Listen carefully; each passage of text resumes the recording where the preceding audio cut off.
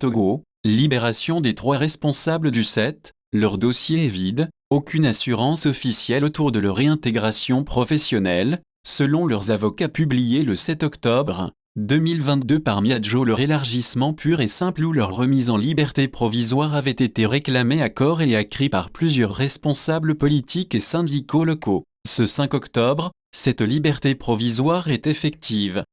Il s'agit des 3 responsables du 7 syndicat des enseignants du Togo, dont l'avenir professionnel est pour l'heure incertain. Joseph Toyou, secrétaire régional du 7, Kossi Kankossi, secrétaire général adjoint du 7, Edith Orga-Sambarabeyamina, délégué préfectoral du 7, ont retrouvé la chaleur familiale ce 5 octobre après moult tractations de leur conseil dirigé par Medodzi Apevon. Ils avaient été mis en prison pour avoir orchestré un mouvement de grève jugé illégal en avril 2022, selon les griefs de l'État du Togo. Leur liberté provisoire avait déjà été rejetée à 2 reprises par la justice togolaise de par le passé, alors que l'instruction était clôturée. Ce n'est pas bien pour la construction de l'état de droit au Togo, dénonce avec vigueur leur conseil. Le dossier de ces enseignants est vide, on est heureux pour eux qu'ils aient recouvré leur liberté, ils n'ont rien fait de mal, c'est une inculpation à la légère, elle ne repose sur aucun fait prouvé. On a juste brandi un tract fabriqué par un tiers,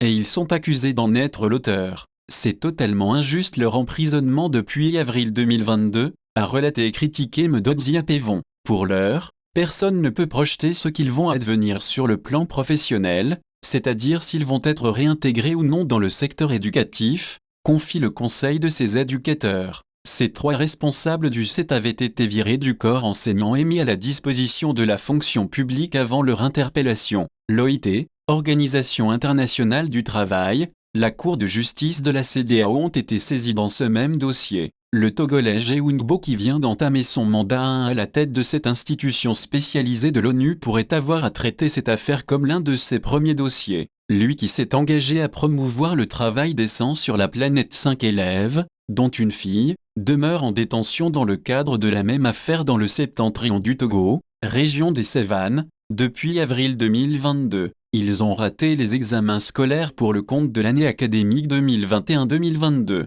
Akwaïa.